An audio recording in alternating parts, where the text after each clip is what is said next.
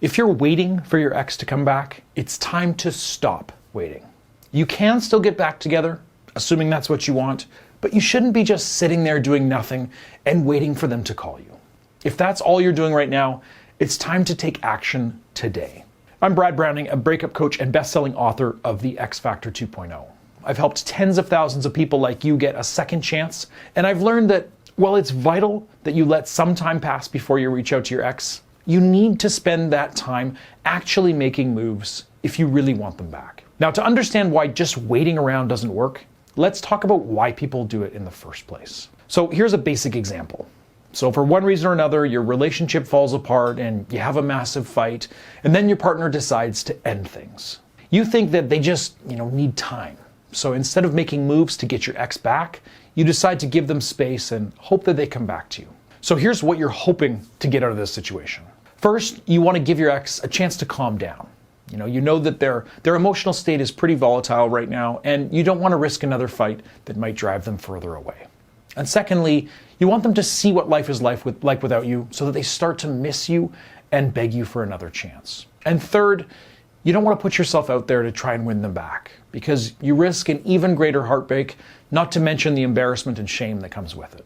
And on top of that, you know that if you confront them and they say no, then you might not get another shot at this. Now, these are all actually very good, valid reasons that you're waiting for your ex to come back. You do need your ex's emotions to return to a neutral state. And you do want your ex to miss you. In fact, they must miss you in order for them to decide to take you back, as I've said in many of my past videos. But you can accomplish these goals without just simply sitting on your hands and waiting.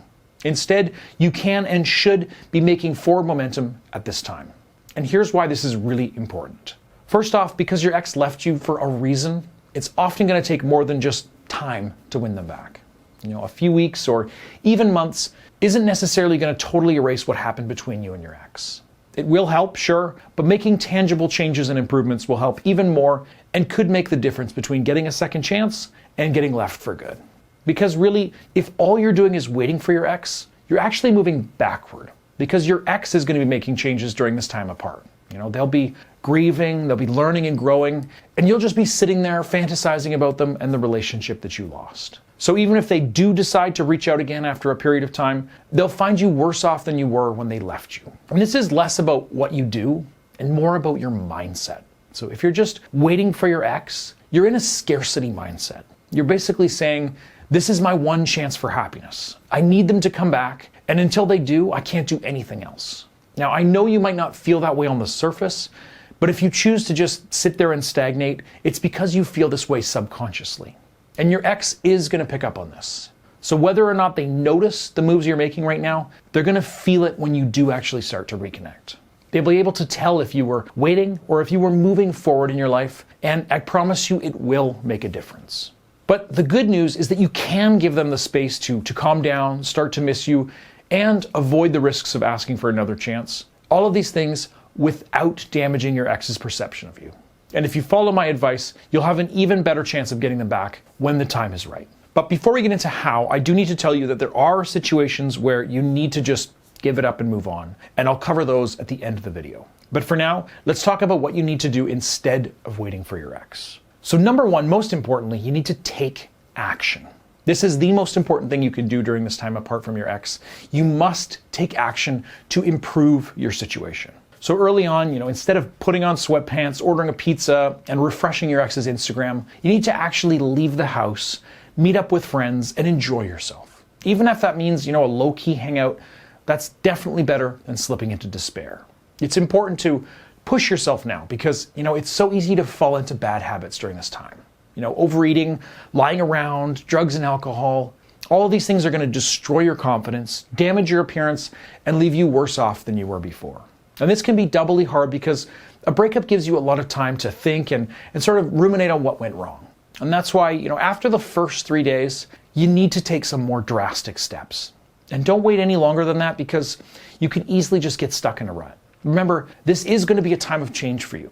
Even though you're going to end up back with your ex, you're going to be changed by this breakup one way or another. And you get to choose if this is going to be a good change or a bad one. So with that in mind, you need to set some goals, both big and small. Remember, you have more time now, so actually use it. Just take a look at your life and the things that you wish were different. Think about some of your long-term goals. Do you want to write a book? Well, then start thinking of some ideas. Maybe you want a six-pack. Hit the gym. Maybe you want to climb Everest. Start walking. Remember that all of these goals begin with a single step. Even if your goal is months or years out, you'll never get there if you don't get started. So I recommend you start with some smaller goals so that you can, get some easy wins in the meantime. Like maybe you want to, learn how to bake your own bread. That's something you can achieve quickly, so it has, a great return on your investment. And you'll be surprised at how much better you'll feel after setting a few goals and actually starting to achieve them. This is going to give you back, some of the confidence that you lost during the breakup, and it's also going to help distract you from your bad feelings and help you avoid mistakes like reaching out to your ex. Which is something that I should mention.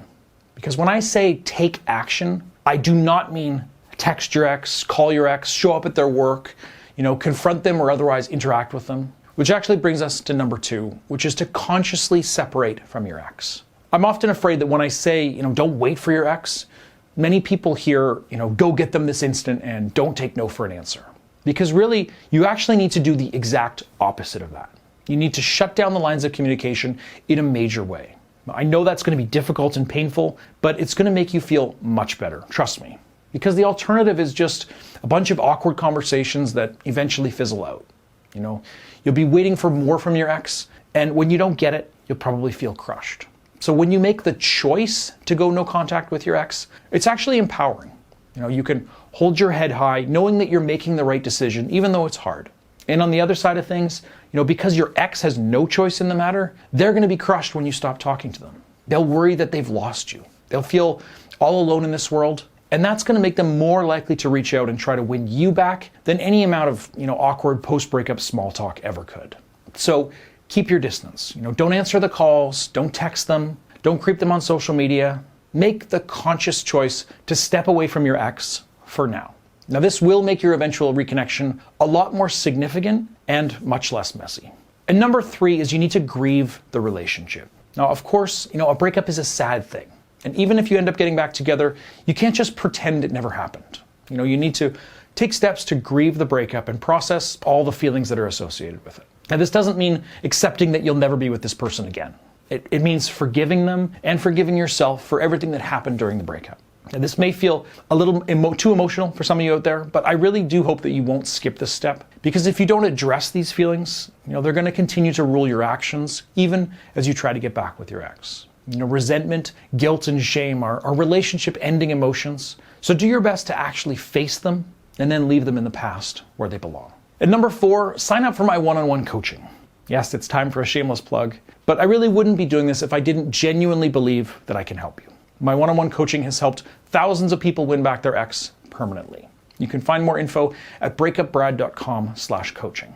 If you're ready to talk, I'm ready to listen. Again, go to breakupbrad.com/coaching to get started today. And number 5 is date again. Now, dating after your breakup is possibly the best way to get perspective and to actually get your confidence back. Now, a lot of my clients really don't want to take this step, but you should really seriously consider it, at least if you're actually serious about getting your ex back. Because dating new people shows you that your ex isn't the end-all be-all, You can find happiness with new people. You can be attractive and desirable. It shows you that you'll be fine even if things don't work out with your ex. Now, this doesn't mean moving on. It means ending your obsession with your ex so that you can see things more clearly. And of course, I can't overstate the effect that this is actually going to have on your ex. When they see you dating again, they'll see that they're going to lose you forever if they don't act fast. And this creates jealousy, of course, which is just going to drive them further back into your arms. And number 6, reach out to your ex. So in many situations, the first 5 steps are going to be enough to make your ex come back to you. But I won't lie, there are times when you'll have to make the first move so that they actually know you're still interested. Now, this is always a hard step to take because it's pretty sensitive. But honestly, my advice is not to overthink it too much. Here's what you don't want to do. You definitely do not want to show up at their house, out of the blue and tell them you love them, that you need them, that you can't live without them, and, demand another chance. You really can't put that kind of pressure on your ex. And you also don't want to come across as needy and desperate. You want to project confidence, abundance, and fun. My best piece of advice here is to just reach out with a text. Make an inside joke, get them talking, and then get out of there without overstaying your welcome. In this kind of way, rebuild the connection slowly. build up to in-person meetings, dates, and eventually more.